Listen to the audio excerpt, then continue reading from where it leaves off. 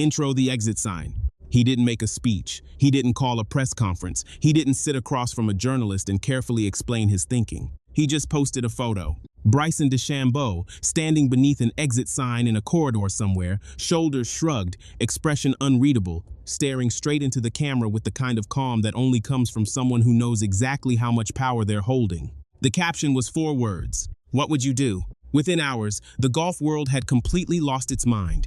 Because this wasn't just a photo, this was a message sent simultaneously to the PGA Tour, to Live Golf, to the Saudi-backed billions, to every agent and executive and commissioner who had been waiting months for Bryson DeChambeau to show his hand. And what the photo said, more clearly than any press conference ever could, was this: I haven't decided. And until I do, you all need me more than I need you.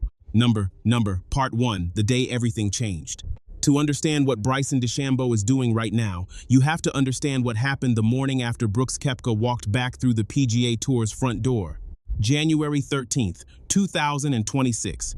Koepka's return had been announced the day before, a stunning reversal that sent shockwaves through the professional golf landscape. The man who had been one of Liv's most prominent faces had walked away from what was reported to be $85 million, sacrificing a guaranteed fortune to return to the tour he'd left. It was the kind of move that forced everyone else to make a decision. Everyone, it turned out, except Bryson DeChambeau. The next morning, DeChambeau sat at an LIV golf press conference alongside Jon Rahm and Cameron Smith. The room was electric with speculation. Microphones were pointed, cameras were rolling. Everyone wanted to know, would DeChambeau follow Koepka? Was he next? When the question came, his answer landed like a door quietly closing. Right now, I've got a contract. Looking forward to seeing what we can do with Live Golf this year. Accurate, technically complete, and utterly, deliberately hollow. His voice was flat, his body language was distant. His eyes had the 1,000-yard stare of someone physically present, but mentally somewhere else entirely. This was not a man fired up about the potential of a league he'd committed to. This was a man reading from a contract obligation while his mind worked on something bigger. A few hours later, the exit sign photo went up, and the question, what would you do, hung in the air over professional golf like smoke. Part 2, the man who wants control. Here is the thing about Bryson DeChambeau that most coverage misses. He is not primarily motivated by money. That sounds absurd when you're talking about a man reportedly seeking a $500 million contract extension. But bear with this, because it matters. DeChambeau is motivated by control, by ownership, by a seat at the table where the actual decisions get made. Money is a means to that end, not the end itself. Look at the evidence. His split with LA Golf, the club company he'd been an ambassador for, didn't happen because they offered him too little money. It happened because DeChambeau demanded 51% ownership of the company, not a raise, not a better royalty structure. Majority ownership, he wanted to run it. Reed Dickens, the CEO, was direct about what happened. DeChambeau, he said, needed someone serving him around the clock, building his clubs personally, operating on a scale that simply wasn't sustainable for the business. The partnership that had lasted nearly a decade ended not over dollars, but over power. Bryson needs someone serving him 24 hours a day, Dickens said publicly. He needs somebody to build him his own clubs, and that's not scalable for us. The pattern repeats everywhere you look. DeChambeau doesn't join things, he tries to reshape them. He doesn't accept terms, he renegotiates them from the inside. He spent years on the PGA Tour not just playing golf but publicly challenging its traditions, its equipment rules, its approach to course design. He declared Augusta National a par 67. He bulk built his body to hit the ball distances that made course architects rethink their entire philosophy. He is constitutionally incapable of being just a player in someone else's structure. And now, at the peak of his power, with his contract expiring and 2 enormous institutions desperate for his signature, that need for control has become the most valuable negotiating chip in professional golf. Part 3. The third option nobody talks about. Here is where this story gets genuinely unprecedented. Every other top player in this situation, Koepka, Rahm, Smith, all of them faces a binary choice, PGA Tour or LIV, one world or the other. Bryson DeChambeau doesn't. Because DeChambeau has won 2 US Opens, and major championship exemptions don't care which tour you play on. The Masters, the PGA Championship, the US Open, the Open Championship, all 4 of them are required to invite past champions regardless of their tour affiliation. DeChambeau's exemptions run through at least 2028. That means that if DeChambeau walked away from both tours tomorrow, if he told LIV and the PGA Tour simultaneously that they could both keep their money and their politics, he would still tee it up at Augusta. He would still compete at Pinehurst. He would still stand on the first tee at Birkdale and Baltusrol. The four biggest stages in the sport would still have to let him through the door. And that's before you even look at his YouTube channel. 2.6 million subscribers, 4.3 million Instagram followers, 2.1 million on TikTok. A content empire that he built himself on his own terms without asking anyone's permission.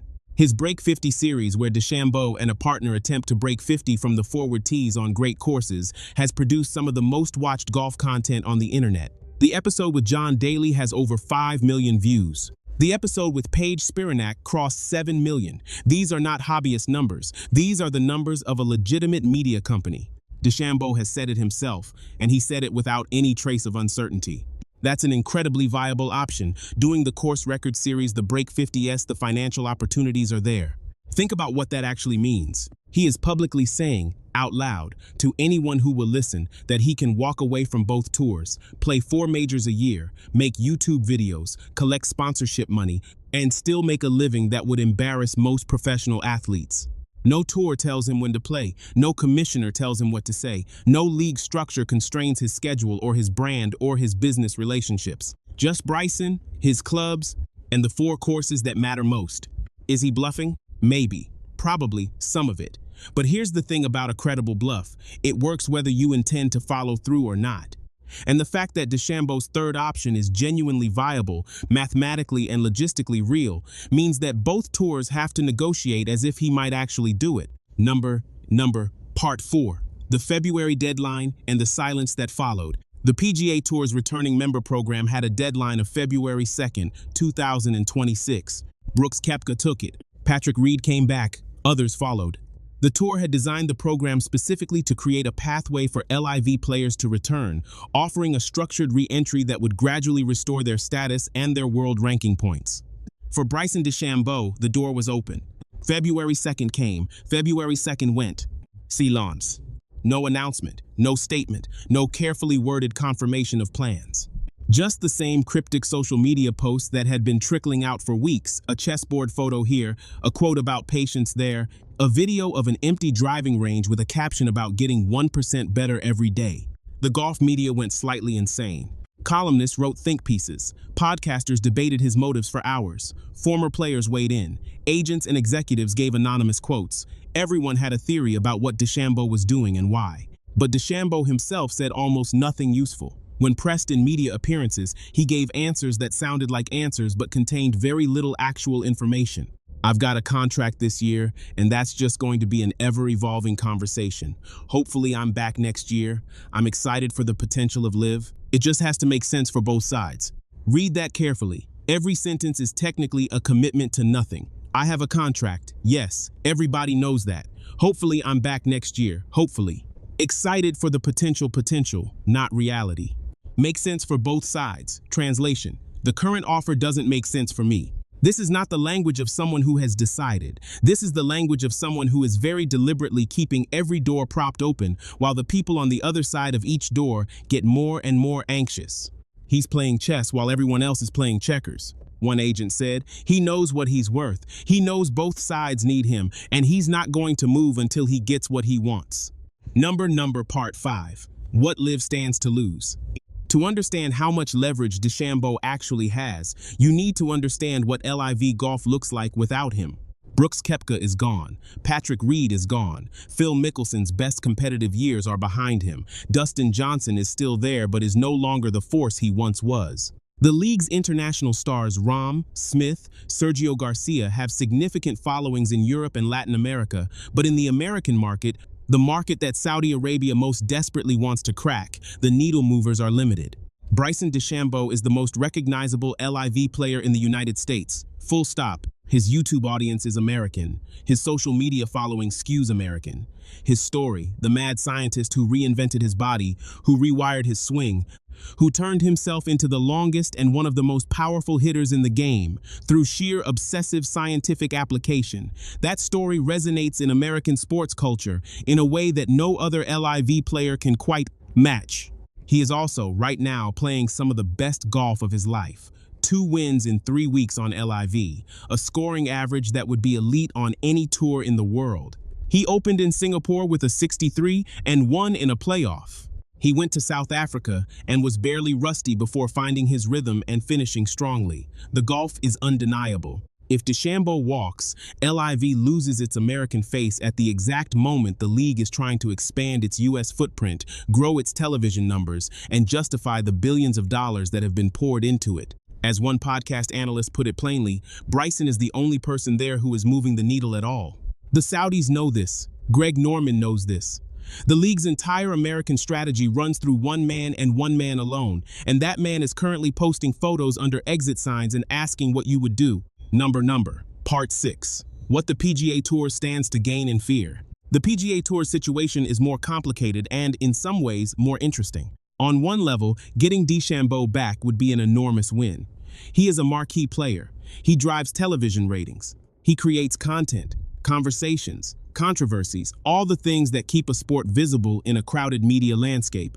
His return would signal, more loudly than almost anyone else's, that the LIV experiment is unwinding and that the tour remains the definitive home of professional golf. But there are people within the tour's leadership who are deeply uncomfortable with the idea of giving DeChambeau special treatment.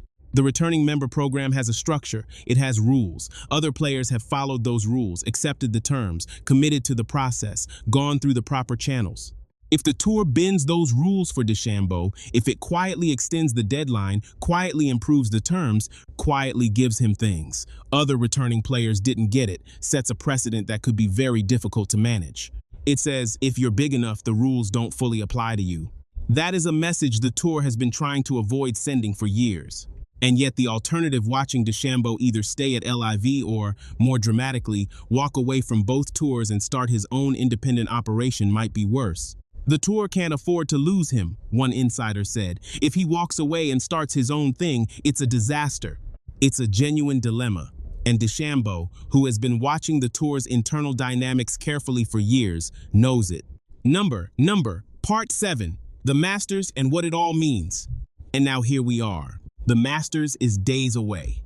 Bryson DeChambeau will be at Augusta National, competing for the one major championship that has never been his.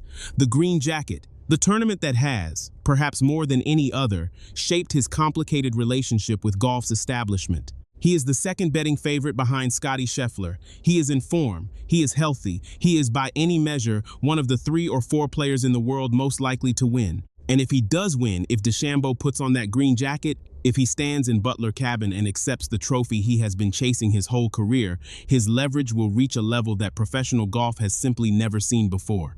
A Masters champion who owns his own media empire, who is exempt from every major through 2028, who has turned down both of the sport's dominant tours and is entertaining the possibility of operating entirely independently, who posts exit sign photos and asks the world what they would do and then wins golf tournaments while everyone waits for his answer.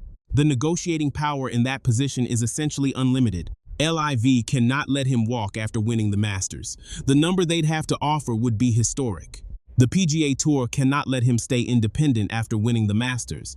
The optics of their returning program being insufficient to attract their sport's newest major champion would be catastrophic.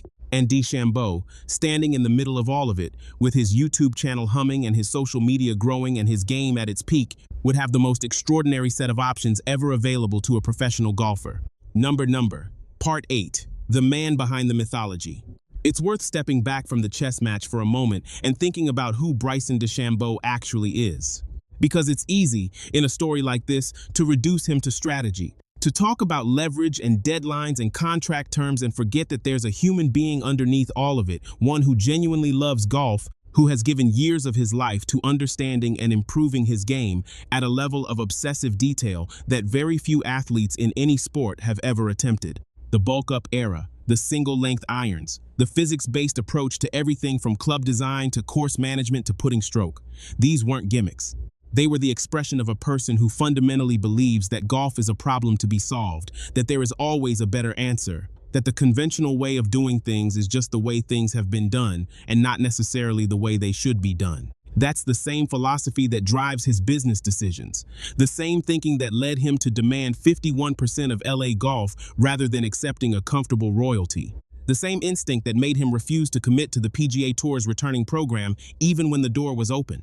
He doesn't accept the structure as given. He asks why the structure has to be that way. And sometimes, not always, but sometimes that question is the most important one in the room. Number outro. The question he's still asking. The exit sign is still there. The question is still unanswered. His LIV contract expires in December. The PGA Tour's door, officially closed at the February deadline, remains quietly ajar for the right conversation. The third option, Augusta in April, Pinehurst in June, Birkdale in July, YouTube in between, no tour, no master, no one telling him what to do, remains theoretically, practically, genuinely on the table. "I've got options they don't control," he said. "That's the part they don't understand."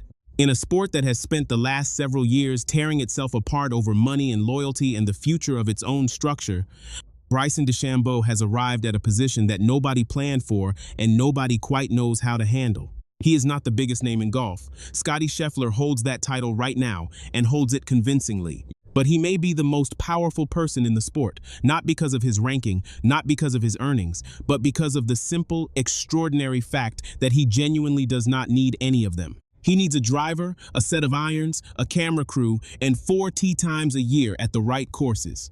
Everything else is negotiable. "I've been trying," he said, "and I'm not going to stop." The Masters is days away. Watch very carefully what happens when Bryson DeChambeau walks onto that first tee at Augusta. Because whatever happens next, it is going to change professional golf.